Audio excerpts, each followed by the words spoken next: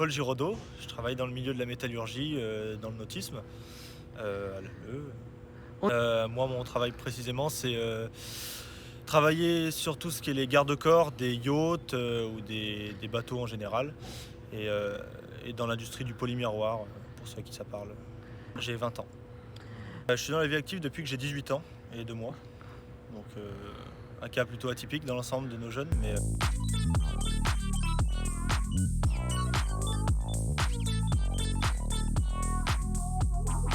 J'ai déjà été voté pour les élections régionales, mais jamais nationales. D'accord.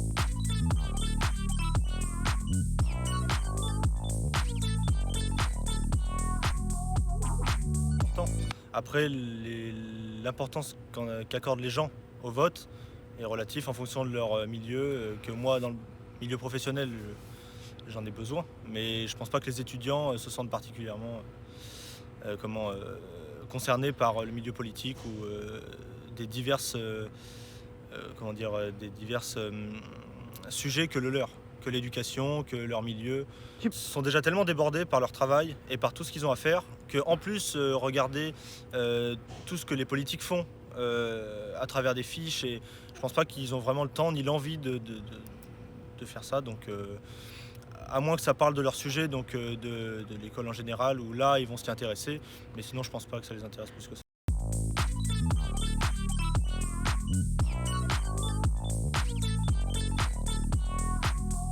Décomptabilisé dans les votes. C'est pas juste un compte-rendu des gens qui votent pour des partis. Ça ferait jouer les pourcentages aussi, ce serait intéressant.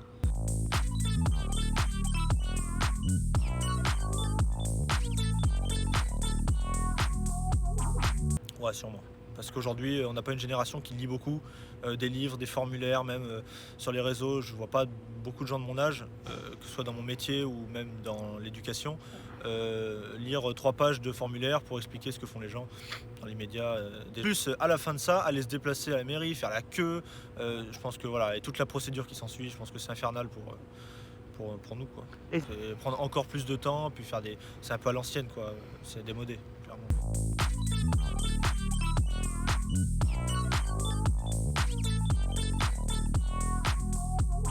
Accès à l'emploi, je dirais, mais c'est plutôt vaste. C'est-à-dire que moi, dans mon métier, et même je me suis intéressé à me lancer même professionnellement seul. Et aujourd'hui, les charges et tout ce qui s'ensuit, ça fait que les patrons ne sont pas très à même de nous payer à la hauteur qu'ils voudraient. Parce que payer un employé, c'est payer le double à l'État. Et c'est qu'en fait, je pense que les responsables qui prennent en charge ces candidatures vont la plupart regarder juste des titres et des diplômes, alors qu'en fait la plupart du temps c'est plutôt la personne qu'il faut voir. Je vois notamment moi dans mon métier, il y en a qui travaillent avec nous et qui n'ont aucune certification. Et en fait juste ils apprennent sur le tas, ils sont déterminés, et c'est des mecs qui bossent vachement mieux que d'autres qui ont des diplômes. Et donc c'est dommage que eux, peut-être dans d'autres milieux, n'arrivent pas à être acceptés parce que sur leur CV, il n'y a pas marqué ce que le recruteur veut voir.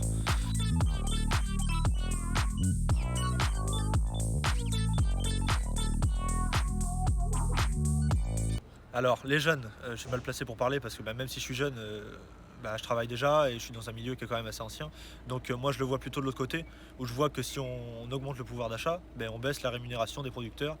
Et c'est quelque chose qui, je pense, est quand même aussi assez important. Parce que d'un côté on va baisser le pouvoir d'achat, peut-être en important ou ces choses-là.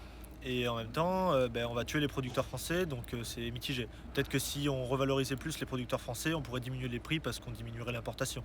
Et dans ce cas-là, on augmenterait le pouvoir d'achat. Donc c'est mitigé, c'est un sujet assez complexe.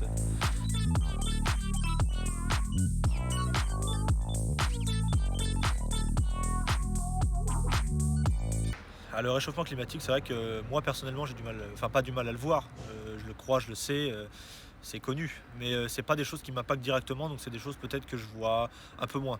C'est-à-dire qu'on en parle, mais genre oui c'est dangereux, mais c'est comme tout, on dit que c'est dans 50 ans et on n'y prête pas vraiment d'importance, alors qu'il faudrait. Mais ouais, comme tout, pour toi c'est trop loin. Ouais, c'est ça, et moi je pense que beaucoup ont du mal à se projeter là-dessus. Moi, ceux qui sont vraiment dedans, ils vont débattre et protester, mais nous qui le voyons de très loin, voilà, c'est un sujet plutôt en arrière.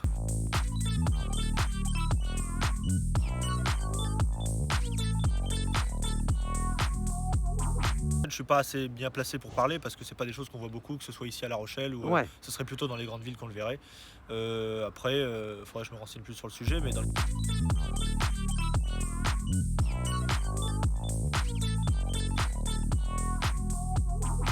on est né dans une génération qui accepte beaucoup, donc on a été bercé vraiment là-dedans, ou au contraire, au lieu d'attaquer les personnes qui jugent, au lieu d'attaquer les personnes qui l'acceptent, on attaque les personnes qui jugent. Et du coup, comment on pourrait dire, ça le rend un peu plus libre, ça le rend un peu plus normal de voir des couples homosexuels, autant que des couples hétérosexuels. Ça, je pense pas que ça choque grand monde à ma génération du moins.